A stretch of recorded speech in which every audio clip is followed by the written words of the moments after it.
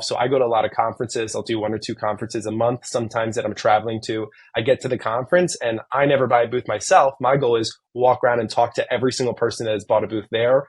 If they bought a booth, that means they have at least an expendable marketing budget they're Right. looking to promote. And then I just walk around and just figure out who is looking to actually do influencer marketing. There's a saying in venture investing that first-time founders focus on product, second-time founders focus on distribution. And every successful entrepreneur understands that the ability to sell your product is really more important than the product itself. I know it sounds weird, but if people don't know your product, you can't sell it, a la distribution. Well, what if your company enabled that distribution? Do you think you could build a media company that manages over 1 billion impressions per month, manages 13 million subscribers across combined accounts? Oh, and could you do it at 25? Well, welcome to another episode of Nickonomics, the show for entrepreneurs and wantrepreneurs curious to learn how other businesses work. My name is Nicholas Haluski, and I've owned and operated more than a dozen businesses, generating more than $30 million a year in revenue and employing 300 people. And on today's episode, I sat down with Gav Blacksburg. He's the owner and founder of Wolf Financial, which is a full-scale media and marketing agency that specializes in social media and influencer marketing. And I'm obsessed really with just one question. How does a 25-year-old build one of the most successful media companies in the world by using one strategy where he had no competitive advantage? DMs. Let's find out together. Quick announcement, guys, before we hop into the show. I want more reviews on my show. You want money. To that end, I am going to give money to people who leave reviews. It's very simple. Leave a review, screenshot it, send it to me, nick@cofounders.com, and every 4 episodes, I'm going to pick one person to give a $100 Amazon gift card to, and I'll announce it to everybody. So again, let's get some people paid, leave a review, send me the screenshot, and tune in to see if you win. All right, we're in. Gav, welcome to Nickonomics. I'm freaking super excited to have you. I've been looking forward to it since we originally messaged. For those who don't know you, why don't you just give a brief introduction of what your business is and how you make money? Sure thing. I have a couple of companies. The main company that people know me for is Wolf Financial. Wolf is now turned into a full-scale media and marketing agency. We've worked with over 150 different companies, helping them to run social media marketing campaigns. That's a very broad term. There's a lot that goes into it. But in essence, we have our own assets, such as Twitter, email, Instagram, newsletter, whatever it is. And we help people reach their target audience through those. Usually people are trying to target investors in my case. And then on the other side, I also manage a bunch of other content creators. What I found as a role for myself is that there's so many people on the internet who have amazing talents beyond what I could ever do. And the content that they create is fantastic. And they want to do that full time. But what they're missing is the business and people skill side of things to actually go out and do contract work. And some of them want to stay anonymous, right? It makes it very difficult for you to go and do contract work. And I have built a business off of representing them in addition to myself, creating collaborative packages and then serving clients. Okay, so the second business, essentially, you're an agent. You're representing these clients. You're like Rich Paul in Clutch Sports, representing, LeBron Jameses of the world. And in the first business, I don't even know what to call it. Is it digital? It's not digital marketing. Is it social marketing? Like, describe it for me one more time. Yeah, I call it social media marketing at a high level. People call it influencer marketing. Now they call it key opinion leaders. There's a million terms for how does that work? The people that, yeah, it's a great question. So I think it starts with being, yourself online, right? Being someone that's going to come and show up every single day and build an audience. For me, this started on Twitter, really with Twitter Spaces. If you go back 3+ years, I became really the first official beta tester for Twitter Spaces. And that happened just from me coming onto Twitter every single day, tweet my heart out. I actually started with the live tweeting the GME trial when that was originally happening. I had like no followers. I just spamming tweets about the GME trial. This is like how this all starts. And over time, people, if you're coming at it every single day and you're also putting in research and providing value, they'll start following you. But for me, it really happened with Spaces. I became that first initial beta tester for Spaces just by doing really cold outreach to the Spaces team. And then after 6 months of hosting, they hired me as a contractor. I started doing internal meetings with the team, helping them build out features. That really funneled a lot of followers to my account during that time. And then after I finished up with them, I went full-time hosting 40 hours a week, essentially a live show. And at this point, once we're hosting and we're getting tens of thousands of people coming through a week, of course, that's when you could do what, podcasts and TV shows have been doing for a long time, which is Sell ad advertise through those space. shows. Yeah. Okay. So the social media marketing, are you helping influencers understand how to market their product? Is that essentially what the business does? It's varying different depending on the influencer. There are some influencers who are really all over the scale. You'll have people that are extremely uber competent. They're already working with clients. They already know how to market their business, and they're just looking now to bring in more business. They're telling you, hey, I've got more capacity than I'm currently selling. Do you have more people that would like to work with me? And then I build a connection. You have people that are starting from zero. Oh, They could have 1 million or 2 million followers and never made a dollar online. so specifically, they're coming to you and saying, you have this reach with your spaces. Can I pay you essentially to access your audience? No. A little bit different than that. That's Okay. typically where the companies are coming in, right? Companies coming in saying, Okay. you have this reach. I want to talk on your spaces and be interviewed. I want you to read an ad read on your spaces. And people can see this, coming into my spaces. We work with a bunch of different companies in the finance world. We worked with like TrendSpider, who a lot of people use for their charting. We've worked with Trade Aries. That's a brokerage a lot of my friends use, right? These are their target audience, right? These traders and investors in the space. When it comes to the creator side, they're not coming on the spaces necessarily. They're already doing their own thing, right? They might host their own spaces. They might have their own podcast. They might have their own email list. What they're looking for is clients, and that's where I help assist them. For them, the client would be their target demographic, whoever they want to be selling to. If I sell a course, I'm looking for more people who are going to buy Exactly. my course. Or how do you help them find clients? So there's a two-part process to this. One of them is my day-to-day is connecting with people. So I'm always just looking to be involved. So I go to a lot of conferences. I'll do 1 or 2 conferences a month, sometimes that I'm traveling to. I get to the conference and I never buy a booth myself. My goal is walk around and talk to every single person that has bought a booth there. If they bought a booth, that means they have at least an expendable marketing budget they're Right. looking to promote. And then I just walk around and just figure out who is looking to actually do influencer marketing. And then based on what type of companies they are, who do I know that would be a good fit? Number two Mm. is through cold outreach, right? We have systems of cold email outreach, cold DM outreach. I've gone through periods where I've scaled up in different areas. Right now I've scaled back and concentrated, but I had a period where we were doing 1,000 DMs a week over Oof. Twitter. And yeah, and just shooting them out and just seeing, like who's interested in here. It's really life's a numbers game is what I found. And I'm curious if you can testify that out at all with your business experience. But I've often Absolutely. found that the greater you increase your odds and your chances, the more something's going to hit. It's actually brings me back to one of my first real jobs was door-to-door sales for gas and electric company. And we would knock on 100 houses doors every single day. And the goal was to get about 6 clients out of 100 houses. And so what we learned was, hey, every single time you knock on a door and they say no, you're one step closer to the yes, because you average every 18 or whatever it is, 17 doors, you're going to get a yes. So I would just knock and be like, okay, cool. I'm one step closer to that yes. And then you just translate that over into sales. It's interesting. You're young. How old are you? I'm 25. 25. Okay. So there are people like you, and I'm going to lump you in with Mr. Beast. So you can be as flattered or not flattered as you want. Sure, I'll take it. I'll take it. Cool. You're young. You're super smart, and you've figured out a way to take eyeballs and an audience and turn it into a real business, right? Like Mr. Beast has a real business. He now has Feastables and he has these other lines, merch that he sells. 700 million in revenue last year. Nuts, right? Like it's just mind-boggling. And you, through building the Spaces audience, have now turned that into a real business to help other content creators grow their audiences, not just grow their audience, but grow their client lists. People now want to advertise with you, and then you're also adding on new businesses all the time. So I just think it's really cool to see you building this business. How did you arrive here? Like Mr. Beast was like, oh, since I was 11, I've been making YouTube videos every single day, and whatever. He talks about how much time he's put into it. But for you, like, was this always something that you knew, hey, I want to be an entrepreneur, and this is the vehicle that I think can get me there? Or did you kind of just stumble upon it? I definitely went through stages. I think when I was really young, at that 11-year-old age that Mr. Beast is talking about, I certainly had an entrepreneurial spirit. I started 2 companies prior to going to college. I had one which was basically like a lawn care company around my Mm. neighborhood, helping people out, right? Classic kid. And then I did actually start, I found a kind of unique niche. When I was in 11th grade, I grew up in this ultra Orthodox Jewish neighborhood.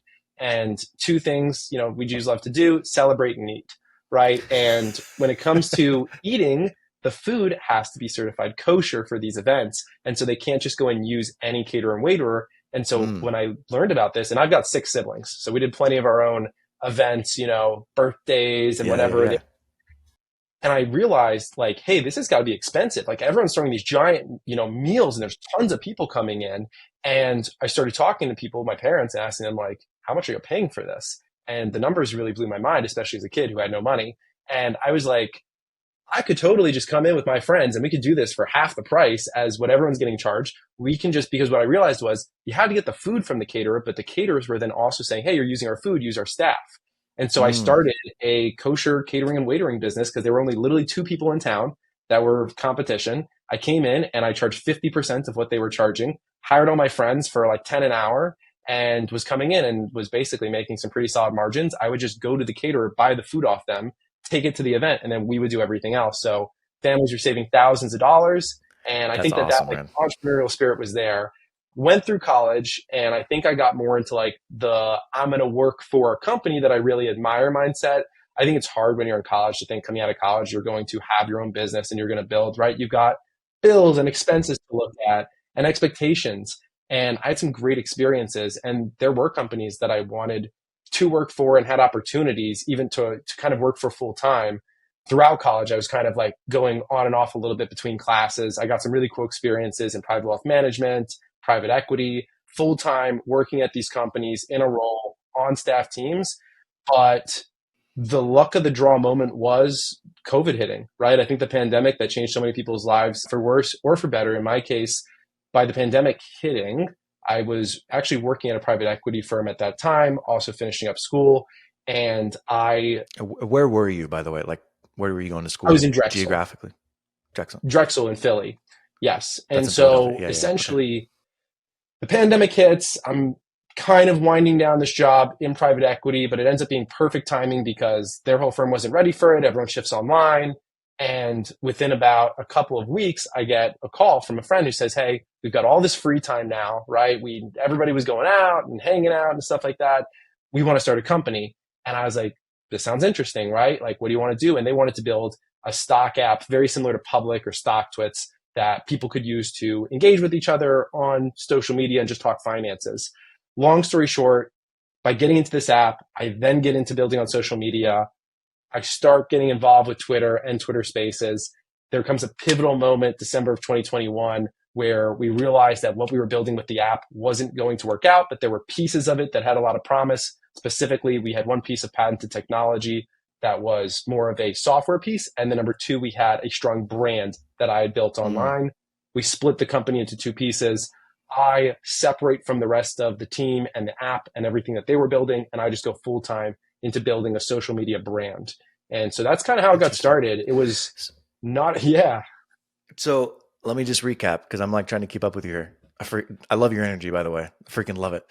So you got onto social media because you wanted to start promoting this app that you were building. You nailed it. And through the promotion, you're growing this audience. You reach out to Twitter. You're like, can I get onto Spaces, et cetera.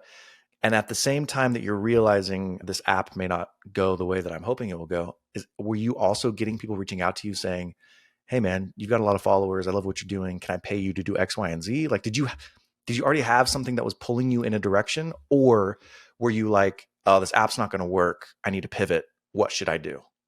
So I had a very small amount of people, like one or two, who had reached out with small offers. But of course, I couldn't take those because the social media was still for the company at the time. Right, I right. think in my mind, I just looked at the trends that were happening and I said, hey, this account has 30 to 40,000 followers at this point. Anybody that is getting, this many impressions with this amount of followers per month, you can probably make realistically 50 to 60K a year on social media if you have some business savvy skills, Mm-hmm. right? In worst case, somebody will want to hire you to run their social media because they see you doing such a good job. And that's maybe an 80K a Yeah. year type job. And I will be honest, it was a big leap of faith. Yeah.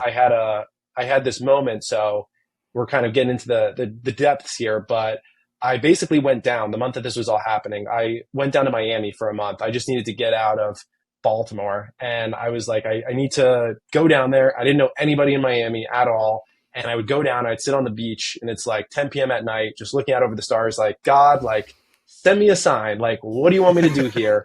The company is changing. I don't know what's going to happen to me. By the way, at this point, had not been also, the company wasn't making any money, right? It was a startup. I'd been working unpaid for like 17 months Yeah. and I had very little savings. And I was like, what do you want me to do? And I ended up just getting in contact with a guy who became a mentor for me, had already been a mentor for me. I'll actually shout him out, Brian Hanley at Bullish. Great guy. Hello, Brian. And there we go, Brian. And I was on the phone with Brian, and Brian basically like drills into me. He's like, you built this. Like, this isn't something that, don't just let them take it from you, right? Like, this social media, like, yes, it's owned by the company and maybe you can just go and find another job, but like, why would you let this go? You built this. It is you. Fight for it. You deserve it. And I never had anyone tell me, like, you deserve this. And the right thing to happen is for you to take it and run with it. And that's really was just powerful for me because in my mind, I wasn't thinking that way. I was like, I built this, but for the company, I didn't have that entrepreneur mindset of like, this is mine. I deserve it. And once someone told me that, the next day I was in meetings saying, this is how this is going to work, right? This is going to be mine. We're going to have a fair and equitable exchange. I basically gave back a small portion of equity that I'd owned in the company back to them. So it was a trade-off. You got to have compensation both ways. And then I was like, I'm just going to go full time. Within 2 weeks, I had my first client. Balls of steel, man. That's incredible. I mean, you know, it's funny. Every entrepreneur I've spoken with has been like, they look back at the first one, not necessarily every endeavor they do, but like the first big thing that they do, and they're like, knowing what I know now, I don't know that I would do that again. And I've done this a few times myself, where, you know, I've had successful exits, and then I look back and I'm like, man, that one conversation or that one moment or like one or two things that are different, and my whole life is different today than it is right now. So I think like just even that conversation that kind of triggered you to realize, no, this is really valuable. I need to stick with this, and then make the decision to jump into it full time is a very pivotal moment that you'll be looking back on for years, and probably just very grateful that you had that experience and then were able to act on it. What happened with your other partners? Like, so what happened with, you split from the company? What did they do? Technology that they were working on was super interesting. And so I don't want to make it like I had no interest in being a part of that. It just wasn't a public facing technology. What they were actually building was a insurance program for stocks. So just like when you go and you buy a flight ticket or a concert ticket, and when you go to check out, it says, would you like to buy insurance on this in case you can't make it? They were building that for stocks. Now, of course, people know that as puts nowadays, but the problem with puts is they're called a hedge, and they're mostly used by hedge funds. And the reason for that is it's for people with large quantities of money, right? If you have a ton of money and knowledge, you can use puts accurately. This firm, and this is not the legal term, but I don't work for the company, so I can say this. The goal was basically fractionalizing puts. The same way that you fractionalize shares, taking a put, which hedges you to 100 shares, fractionalizing it. Now you can buy a put against 1 share, 2 shares, half a share. And loved the concept, and the investors were fascinated by it, but that type of product makes money by going and really being sold to an institution like Robinhood or someone else, right? It's not the type of product where you have someone going on social media every day usually. However, after 2 years of building, they recently in the last several months ended up finally getting it to market and realizing that there was a market for retail investors. By this point, I had built an audience of hundreds of thousands of followers. We reconnected, and I'm actually assisting them with the marketing campaign to target retail investors. And ultimately, this will be a product that does end up, I think, being bought by a brokerage because it just makes so much sense for it. But yeah, it was like a fascinating Robinhood concept. Yes. Yeah. That's really cool how it came back together, right? Like, just life can be beautiful like that sometimes. But for you to go out on your own, they're out on their own, and then both from positions of success, you're able to work together, furthering each other's vision. I think that's really, really cool. My COO, who's incredible, has told me that the number one thing that I taught him about how I operate is I never burn bridges. I just travel them less often. And that's what happens. You know, we splintered, but we never like had a bad outfalling or anything. And it wasn't like we were talking all the time, but we still, anybody that wants me in contact, I'm here. All right. So you have Wolf Financial, and it has the social media marketing arm. It has the selling ads to corporations arm on your platform. There's a third arm, and now I'm blanking on it. It's the agency where we're The managing other agency. content creators. And Correct. also, I will say, underneath Wolf Financial, we have built multi brands that are actually have their own accounts now hosting spaces. So we do have Wolf Sports, which just finished their space right now. We do a betting show every Friday. We've got Wolf News, which does news and politics shows pretty Okay. much daily. And then we have Wolf Web 3, which is probably our most popular brand outside of Wolf Financial, which is fully dedicated to crypto and Web 3. So like you're describing a really sophisticated channel strategy, marketing strategy, as well as product strategy. Where did this come from? What did you major in at Drexel? Finance. Okay, majored in finance in Drexel. But the stuff that you're describing doesn't come from a finance background. Like you're building a media company. That's different than a finance company. How in the freaking world did you get up to speed? Like, do you have team members that you've added? Is it just consumption? Are you modeling after, what are those guys' names who, dang it, I'm totally blanking. The guy who has like Pizza Fridays and Is Barstool. this Are like you just Pat like modeling on? McAfee or Dave No, Portnoy? no, no, no, Yeah, Barstool. Yeah, yeah. Like, are you just looking at them and thinking like, okay, I'm going to reverse engineer that? Like, where is this coming from? This like level of sophistication that you have? I think a lot of it in regards to the being a creator side and operating as a creator and helping out my friends a little bit with getting them some business. That was going just by me being me. And I was doing that for a couple of years. Now, things changed within the last 8 months. I would say about 8 months ago, I hired a COO who came on board and added structure to the company that really was not a structured firm. It was simply me kind of like showing up every day, right? It was me saying, hey, if I show up every day and I work 10 to 12 hours a day, good things are going to happen. But by bringing in a COO, that added structure to it. And my COO actually was the one who had the vision of saying, hey, you built this amazing brand. What if we start now creating brands underneath it? And he launched Wolf Web 3 almost solo, pretty much, and got it structured. And now we've hired multiple more team members that actually run that. And he's kind of built them up into their positions. He also was the one that was telling me, like, you should be an agency, right? He designed our entire website so that we could become an official agency. He found a dev team to help build it out. So I think it's surrounding yourself with the right people. We now have, I think, 8 people on payroll. Dude, that's amazing. That's a real team. It's a real team. Oh my gosh. Walk me through the decision to make that hire at COO. I mean, you're probably making good money, getting ads. Easy decision. Why? Why was um, it an easy decision? he made it an easy decision because he's a fantastic human being. And the way that it started was actually with a cold DM to me that was sent by him, simply telling me, hey, I think so. I put out a schedule every week with all my spaces, and that's me. That's always kind of, I think, set me apart from others. Is nobody else was doing that. A full design schedule. Every speaker has a spot on it. It shows people time slots and everything. And he said to me, just cold DMs me and says, hey, I think I could do a better version of your graphic that you're putting out each week. And I replied and I said, happy to see it. Not really Yeah. interested in paying for something like that, but I'll give you a shout out publicly if I use it. And he goes, no, I don't need any credit. I just want to help out. And I Hmm. go, okay, like let's hop on a call and talk. So, well, actually, first I was like, let me see what you got. So I see him, like, he sends me the next day, like modeled out stuff. And I'm like, wow, this dude just put like 4 or 5 hours into this overnight. And I literally told him, like, I'm not going to pay him or anything. I was like, let's get on a call. So we get on a call and he starts showing me, I'm like, wow, you've just been spending all day on this. Like, this is just what you've been doing at a whim. And he just starts throwing big ideas at me. Well, like, after I finish this, what if I worked on this for you? Well, then what if I did this for you afterwards? We've not discussed any type of payment. Basically works for me for a month for free. He made the best pitch ever. It was, hey, would you possibly just be able to give me enough money that I can afford to keep doing this for you?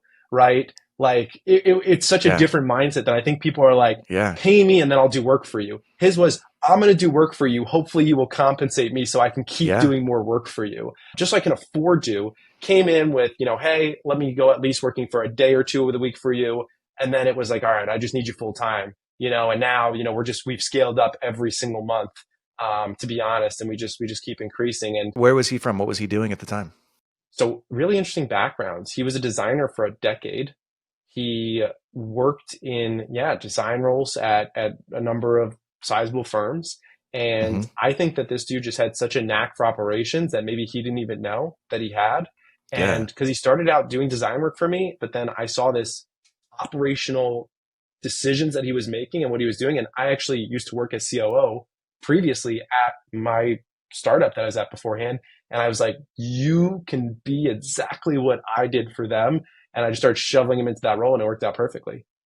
That's amazing, man. I just hired a chief of staff for our companies, and similar experience, right? We talk to him, we meet him, very bright, exceptional intellect and experience. And when it came down to the compensation, it was basically like, I don't care what I'm paid. I just want to work with you guys. Yeah. And we were like, that just, it just signifies a level of commitment that you can't fake. Yeah. And it's been an Yeah. amazing decision for us because they're just bought in. They're bought into the vision and they really want to see it be successful. So I love that story, man. I don't ever want to run like I'm not a leader by fear or any of those types of things, but I expect excellence, right? And I expect the highest quality and things like that. I've always basically been taught if you can't get the little things right, why would somebody ever trust you to do the big things? Which some people don't think that way. They think I need to nail the big things. Who cares about the little things? But I see it the opposite way. And so when someone can come in and they have a passion for the company and they're doing it that way, it really speaks to me. Was it a financial hardship for you to hire him, or were you in a position with the company that was like, oh no, we can afford this and it makes sense? So I think, right in the beginning, it was a little bit of a leap of faith.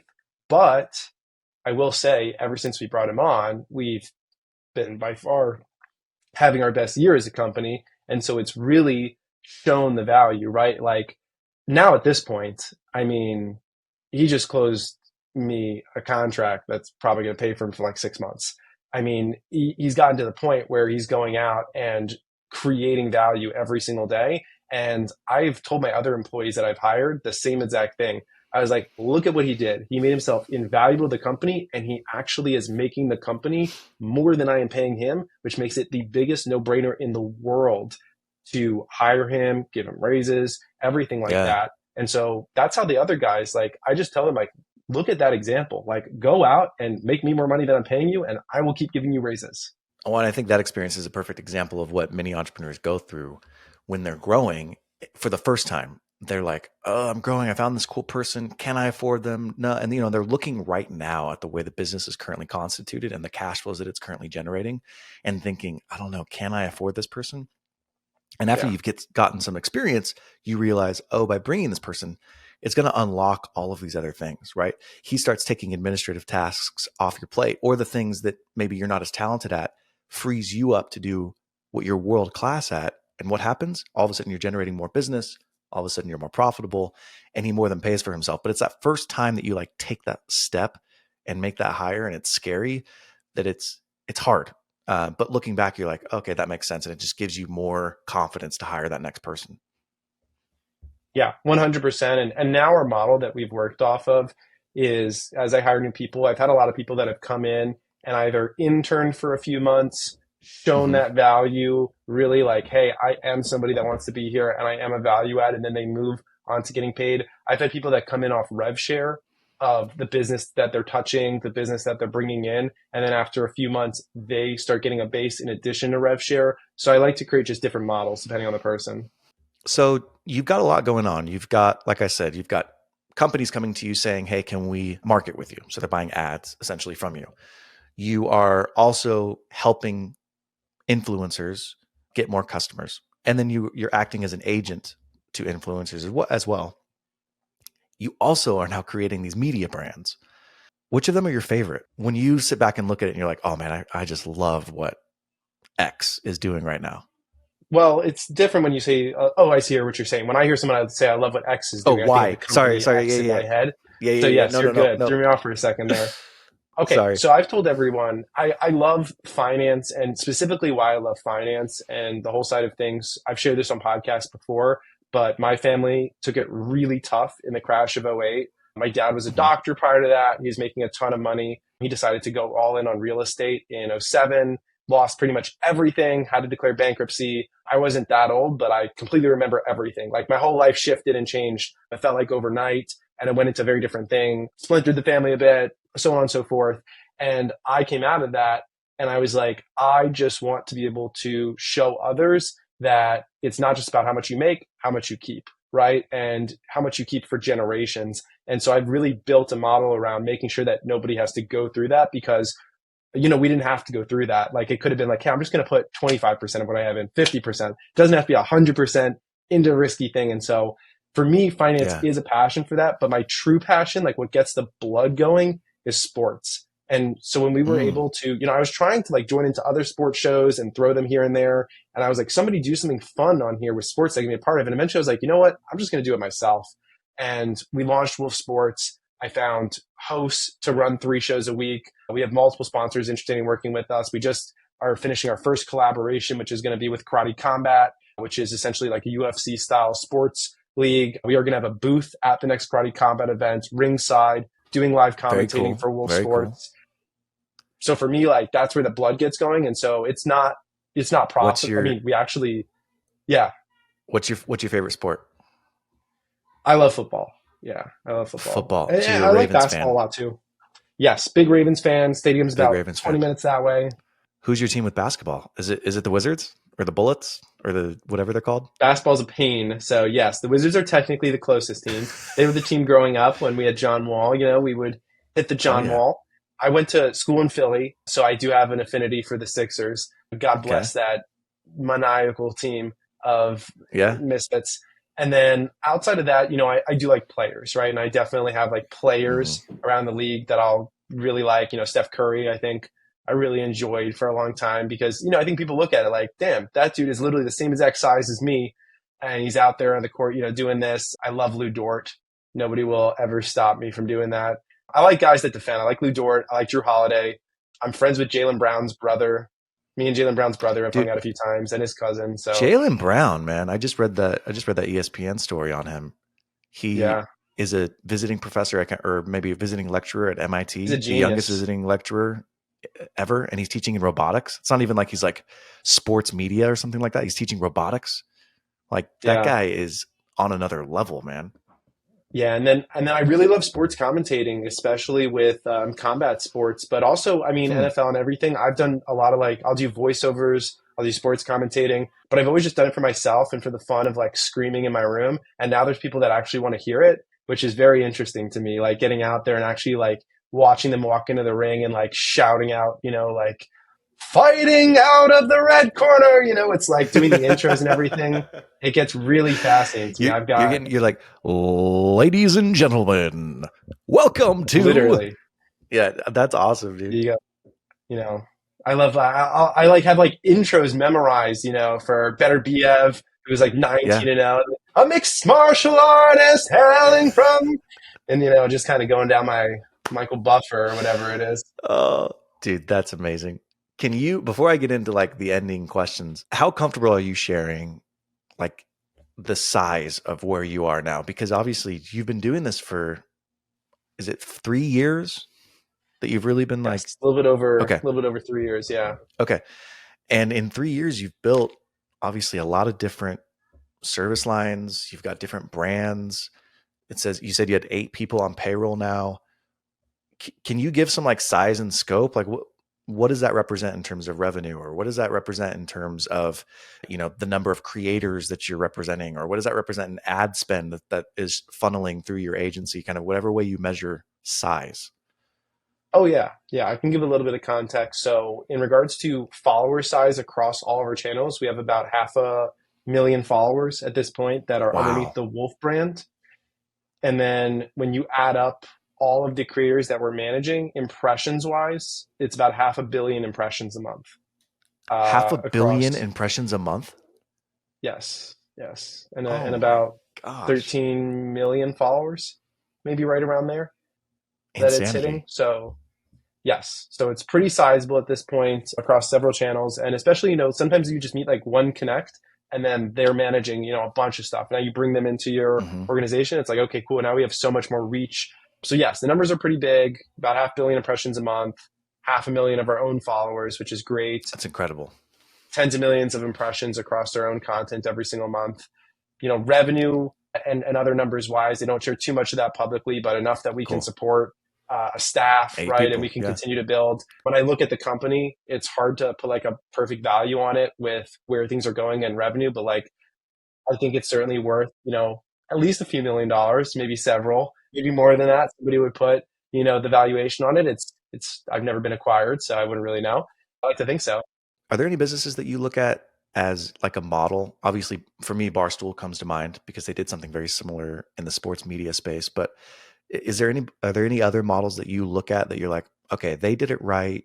I think I want to model some things out. And it may be a couple companies that you look at, but how do you think about where this company is evolving into? Yeah, so it's honestly tough to compare because we have a very large focus. So when you talk about, traditional, like the agency side, there's a lot of agencies. In fact, the agency that we modeled off of for like our website and our initial ideas was the agency that manages Mr. Beast. So it's funny enough that you kind of like mentioned him. I'm trying to remember what they're called. It's like Night? Okay. night.co. Yes. So Night Talent or Night.co, if you take a look at them, they manage pretty much all the big YouTubers when you Hmm. go through that page. So yeah, they have like a ton of them. Night.co is their big thing.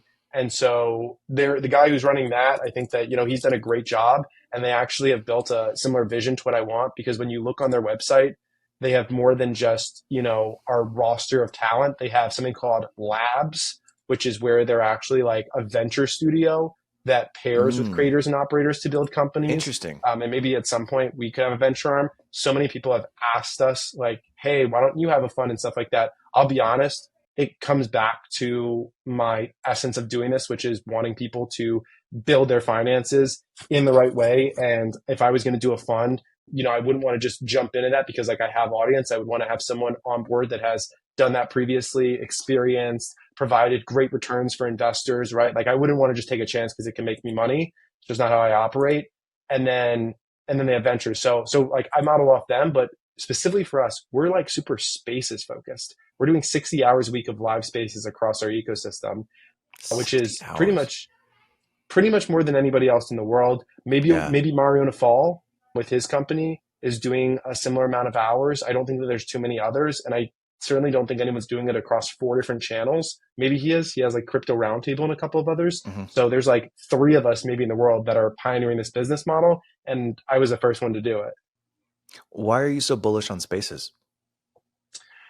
Bullish on spaces. First off, I think I had the competitive advantage. Like, there's a lot of competitive advantages you can have. My competitive advantage was that I was first, right? Yeah. Yeah. And just by being first to it and knowing it inside and out, I have actually hosted a space every single week for the last 3 years and 2 months. I haven't missed a single week, even Nice, once. man. It doesn't matter if I'm sick, doesn't matter if I lose my voice or if I'm on a cruise ship. I still have hosted spaces throughout the entirety of that time where I figured out a way for my team to be live and I jump into the space from another place and host. And so there's so much consistency to it. But for me, the reason that I think I love the spaces is I love live content and I love podcasting.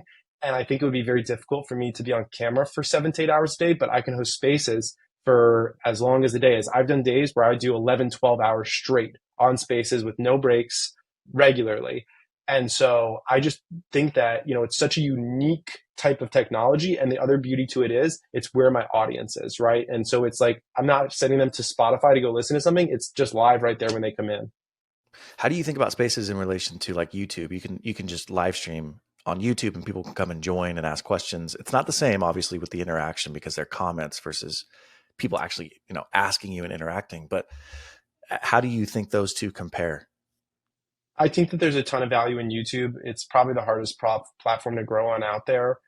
I do like the reason I got this whole streaming setup was because I wanted to dual stream to YouTube and to Spaces. Hasn't Hmm. really happened in the way that I'd like to yet, but I did do a recent YouTube stream the other day.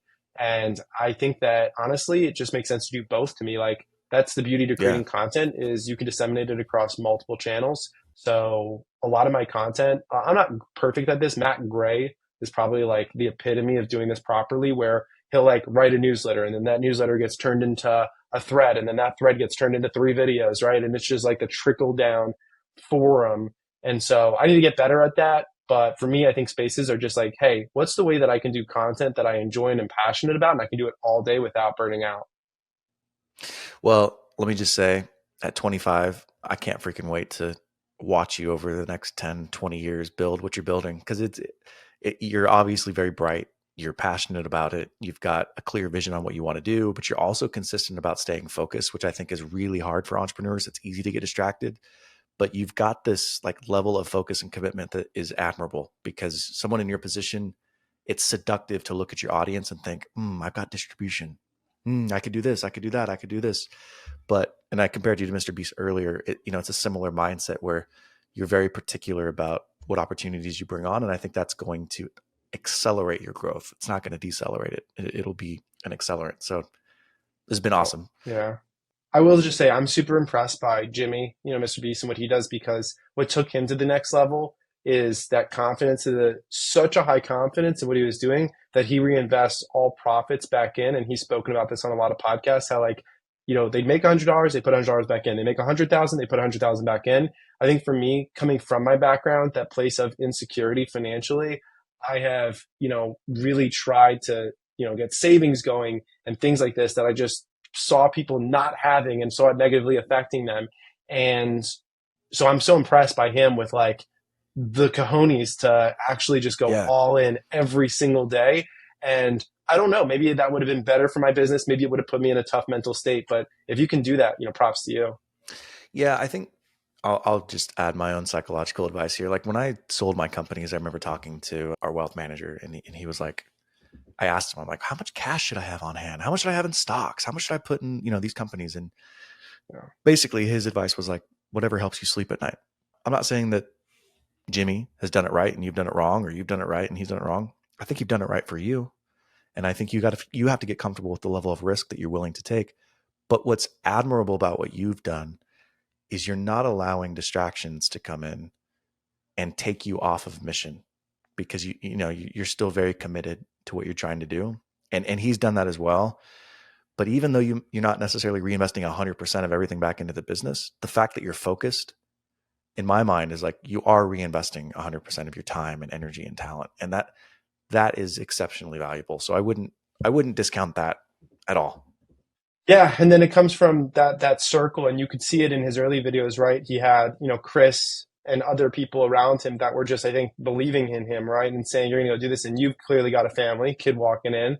And, Yeah. for me too, like that was a big thing with my company and just having people around me that were like, we believe in you. You're gonna be able to do this. They knew that I'd go and put in 10, 12 hours a day consistently every single day of the week. They didn't have any doubt about that. But, they just looked at me and like, were like, hey, you need to talk to us about anything. You need support. If you really need us to come through on this area or this area, when I've really needed people, they've stepped up. That's awesome, man. All right. I got some rapid fire questions for you to wrap things up. You ready? Yeah. What do you love about this business? Ooh, great question. I love the energy of the business. We are a high energy business every single day. Mm, I can show up and it doesn't matter if I'm having a terrible morning or if I'm tired. People expect me to get on that mic and be booming. And when I get into calls, people just draw it out of me. And I was at an event this weekend. I was sleep deprived, but the second I was around people, I was lively and I didn't even feel it until 5 hours later. And I think so for me, it's like people and energy. I'm not in an office, stuck all day, even though I sit in yeah. this room. I'm really out there in the digital world communicating every single second. Love it. Okay. What do you hate about it? That's a good question as well. What do I hate about it? Hmm. I don't know if I hate anything about this. I will say, probably, by putting yourself out online in the social business, you attract negative energy, right? Like, True.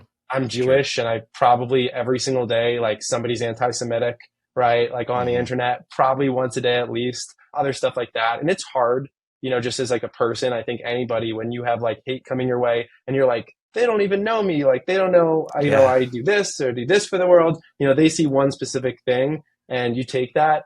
So like I try to just like put myself in a place of like, these are not real problems. Like people that are online have this. There's much bigger problems with the world. I've been through worse, but it can be tough, just being out there Yeah. and facing it. Good perspective. Okay. This next question, all of us, it's a human characteristic that all of us kind of see grass is greener sometimes. For example, real estate guys are really jealous of business guys. Business guys are really jealous of real estate guys because they all think that, hey, what they're doing is actually easier and it'd be so much nicer to have an asset or steady cash flows. As you sit here in 2024, what businesses are you jealous of right now? Ooh, good question there as well. Businesses that I am jealous of. I mean, you might have nailed it there with like Barstool and some of these items because they've taken this model and they've really scaled it for sports. And I think people that have these strong sports conglomerates and items like that, because I'm just getting started there. So I do have a little bit of that jealousy, right? But it's not a jealousy of like, I hate them. It's a jealousy of like, I'm impressed by what they did. And I Sure. would love to have something of that, caliber one day. That's a good answer. Second to last question. If you have 2 hours in your day, you don't have to worry about work. You don't have to worry about family, nothing. And you can do whatever you want. What are you obsessed with right now? Okay, so it depends if I've already worked out that day. If I've already worked out in the morning, so I try to work out 5 to 6 days a week, lifting usually, and I try to get that done in the morning, like right when I wake up. If I haven't done it in the morning because I had to get some sleep or something came up like a meeting, and I have 2 hours during the day, even if an hour, really an hour 15, I'm going and I'm working out.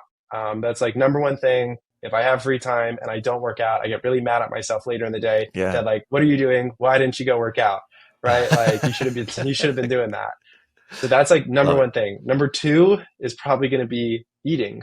I am on shows sometimes 12 hours a day. I eat between, I bites, like my bites in Yeah. between, Yeah. this. So when I have like 20 minutes to like go and actually make food and eat, it's kind of like a treat almost. I don't have a lot of meals where like I sit down and I just have like a normal meal. It's always very hurried and running and stuff like that. So like, Yeah. honestly, I think those 2 hours are like taking care of myself, to be honest, is what I'm obsessed with. Like when I have the free Okay. time, because Okay. all the other time goes to work. So working out, eating, doing my laundry, cleaning, all the things that I just don't have time for all the rest of the day. Love it. All right. Last question. What advice would you give yourself 5 years ago? Ooh, 5 years ago. Mm-hmm. So I would tell I myself, I usually think that, I usually say 10 years ago, but you would have been 15. So I'm like, yeah, we'll go 5 years yeah, ago. yeah. 5 years ago, honestly, I was really going through some crazy times in life. 5 years ago, I would have really told myself, like, one, you're going to create your own business and it's going to work out. And two, all the stuff that you're going through this year and next year, it's all going to work out. And you're Hmm. going to come out of it okay. And to be honest, it'll like all the craziness that you're dealing with in life that's going to make you throw yourself into work. There's a reason that it's happening, and Yeah. it's for the best. That's a really great perspective, man. It's beautifully said. Well, Yeah. this Did anybody this was say fantastic. invest in Bitcoin? Nobody's said invest in Bitcoin yet. That would be some Yeah. pretty good Invest in advice. Nvidia. Yeah. Invest in Nvidia and Bitcoin. No. Yeah. Go and leverage. No. Anyways, well, that's a whole nother conversation. This was fantastic, man. I really appreciate you taking time. Where's the best place for people to come find you? Twitter at wolf_financial. You can find me there, and then you can find all of our other stuff by going through that channel. Our website is also just www.wolf.financial. Perfect. Can't wait to continue to watch your rise, man. This was fantastic. We'll talk soon. Thank you so much. All right. That's it. Another one for the books. I'm fired up. I don't know what else to say. I hope you found something valuable in that conversation. I hope you learned something. I hope there's something that you can apply to your business today, tomorrow, in the future that makes you money, makes you more successful, gives you more time with your kids. If there was something, I'd love to hear about it in the comments below. Give me some feedback. And if you like actionable advice and you want more of this, I write a weekly newsletter that gives insights, tips, and tricks into the world of entrepreneurship. Subscribe in my bio. And if I can help you in any way in your entrepreneurial journey, don't hesitate to reach out to me, nick@cofounders.com. Sorry, Kelly, for more emails.